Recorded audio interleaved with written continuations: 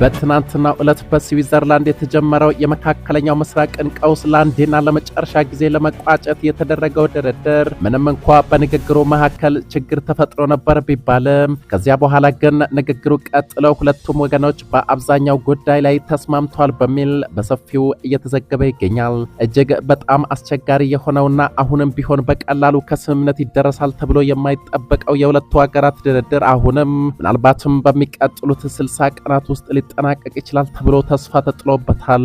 በስዊዘርላንድ ሉዘርን ከተማ በትናንትናው ዕለት ሁለቱም አገራት በተወካዮቻቸው አማካኝነት በአንዳንድ ጉዳዮች ላይ በአንጻሩ መልካም የሚባል ንግግሮች ማድረጋቸው ተዘግበዋል። ወደ ስፍራው የተጓዘው የአሜሪካ ልዑክ በምክትል ፕሬዝዳንት ጄዲ ቫንስ የተመራ ሲሆን የኢራኑ ልዑካን ደግሞ በፓርላማው አፈጉባኤ መሐመድ ባጌር ጋሊባፍ የተመራ ቡድን የመጀመሪያው ቀን ድርድር ውጥረት የነገሰበት ነበር ቢባልም በመጨረሻ ላይ ግን የሚያበረታታ መሻሻል የታየበት መሆኑን የውይይቱ አሸማጋዮችም ጭምር ተናግረዋል። አደራዳሪዎቹ ሀገራት ኳታርና ፓኪስታን በበኩላቸው ድርድሩ አበረታች ውጤት እንዳሳየ አሳውቀዋል።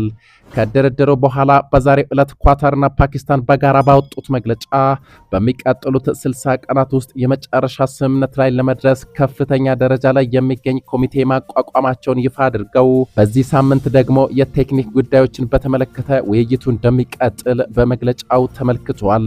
በድርድሩ ተሳታፊ የሆነው አንድ የአሜሪካ ዲፕሎማት ለቢቢሲ እንደተናገሩት የስዊዘርላንዱ ውይይት በቅድሚያ ከኢራን የወጡ አወዛጋቢ መልእክቶችን ማጥራት ላይ ያተኮረና በሊባኖስ የተኩስ አቁም ስምምነት ትግበራን ጨምሮ የሆርሙዝ ወሽመጥን ማስከፈት የውይይቱ ግቦች መሆናቸውን ገልጸዋል። የአሜሪካና ኢራን ተደራዳሪዎች ያደረጉት የመጨረሻ ዙር የሰላም ውይይት በበጎ ተጠናቋል ቢባልም ነገር ግን በድርድሩ መካከል የአሜሪካው ፕሬዝዳንት ዶናልድ ትራምፕ ኢራንን በተመለከተ ባስተላለፉት አደገኛ መልእክት ምክንያት ድርድሩ ሊስተጓጎል ጫፍ ላይ ደርሶ ነበር በማለት አልጀዚራ ዘግቧል። በውይይቱ ማጠቃለያ ላይ ሁለቱ ሀገራት በስትራቴጂካዊው የሆርሙዝ ባህረ ሰላጤ ላይ ሊፈጠሩ የሚችሉ አለመግባባቶችንና ወታደራዊ ግጭቶችን ለማስቀረት የሚያስችል በቀጥታ መገናኘትን ጨምሮ የመገናኛ መስመርን ለመዘርጋት መስማማታቸው ተገልጿል። ከዚህ በተጨማሪ ውይይቱ በሊባኖስ የሚካሄደውን የተኩስ አቁም ሁኔታ ለመከታተል የሚያስችል የጋራ አሰራር ለመፍጠር ከስምምነት ላይ መድረሳቸውም ተዘግበዋል። ይሁን እንጂ የንግግሩን ሂደት የአሜሪካው ፕሬዝዳንት ዶናልድ ትራምፕ በሰጣቸው ጠንካራ መግለጫዎች ምክንያት ለተወሰነ ጊዜ ተስተጓጉሎ እንደነበረ ተገልጿል። ፕሬዝዳንት ትራምፕ በማህበራዊ ሚዲያ ገጻቸው እንዲሁም ለፎክስ ኒውስ በሰጡት መግለጫ ኢራን ዓለም አቀፍ የነዳጅ መተላለፊያ መስመር የሆነውን የሆርሙዝ ባህረ ሰላጤን ለመዝጋት ዳግም የምትንቀሳቀስ ከሆነ ሀገር እንዳይኖራቸው እናደርጋለን በማለት ከበድ ያለ ማስጠንቀቂያ መስጠታቸውን ተከትሎ በድርድሩ ላይ የነበሩ የኢራን ተደራዳሪዎችን በእጅጉ አስቆጥቶ ነበር ተብሏል። ዶናልድ ትራምፕ አክሎም በሊባኖስ የሚገኙትና በኢራን የሚደገፉት የሂዝቦላ ታጣቂዎች በእስራኤል ላይ ጥቃት ማድረሳቸውን ካላቆሙ አሜሪካ ባለፈው ሳምንት ኢራን ላይ ከፈጸመችው ጥቃት በበለጠ ጠንከር ያለ እርምጃ በድጋሜ እንደሚወስዱ መዛታቸውን ተከትሎ የሰላም ንግግሩን ሊያደናቅፉ ይችሉ ነበር በማለት በርካታ ትችቶችን አስተናግደዋል። ድርድሩ በጥሩ ሁኔታ ላይ እያለ እንዴት እንዲህ አይነት አደገኛ መልእክት ያስተላልፋሉ በማለት የሚጠይቁ አንዳንድ ተንታኞች ዶናልድ ትራምፕ መልእክቱን ያስተላለፉት በድርድሩ ላይ በቀጥታ ጫና ለመፍጠርና ኢራን በቶሎ እንድትስማማ ለማድረግ ነው ያሉም በርካቶች ናቸው።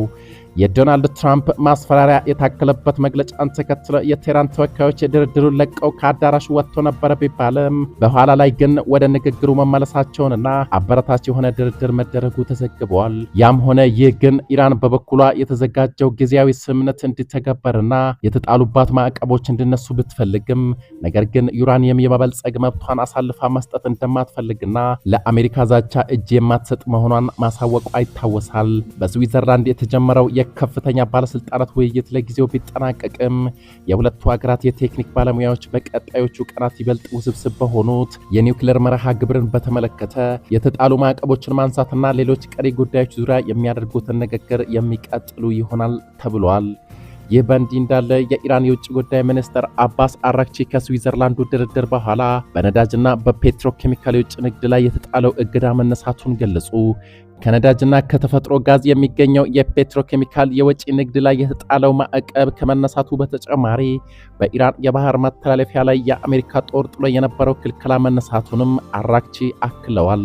የውጭ ጉዳይ ሚኒስትሩ ማዕቀብ ተጥሎባቸው የነበሩ የተወሰኑ የኢራን ሀብቶች እንደተለቀቁና የማዕቀቦች መነሳት የኢራንን የምጣኔ ሀብት መልሶ ግንባታ እንደሚደግፍ በኤክስ ገጻቸው ባሰፈሩት መልእክት አስታውቀዋል። በሊባኖስ ያለው ጦርነት እንዲቆም ኳታርና ፓኪስታን ላበረከቱት አስተዋጽኦም አመስግነው ኢራንና አሜሪካ የተስማሙበት ባለ 14 ነጥቡ መግባቢያ ሰነድ አንቀጽ 1፣ 10 እና 11 ለድርድሩ ዋነኛ መነሻ መሆናቸውን የውጭ ጉዳይ ሚኒስትሩ ጠቁመዋል።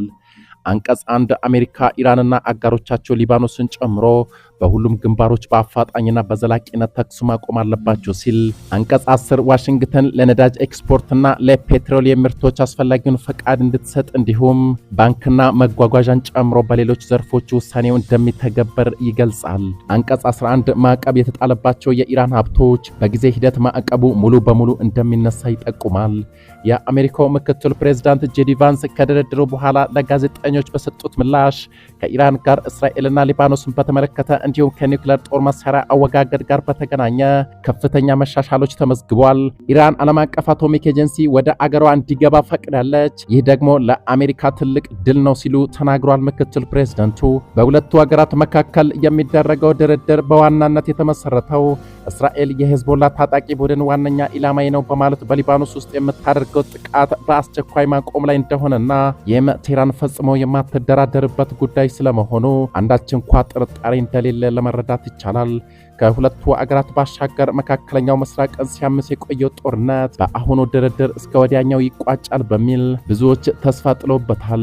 ክቡራትና ክቡራን የዛሬ ሚዲያ ቤተሰቦች የአሁኑ መረጃ ይህን ይመስል ነበር። አጫጭርና ወቅታዊ መረጃዎች በፍጥነት እንዲደርሳችሁ ይህን ቻናል ከታች ሰብስክራይብ አድርጉ እያልኩ በቀጣይ መረጃ እስክንገናኝ ድረስ በያለንበት የዓለም ዳርቻ በሰላም እንቆይ።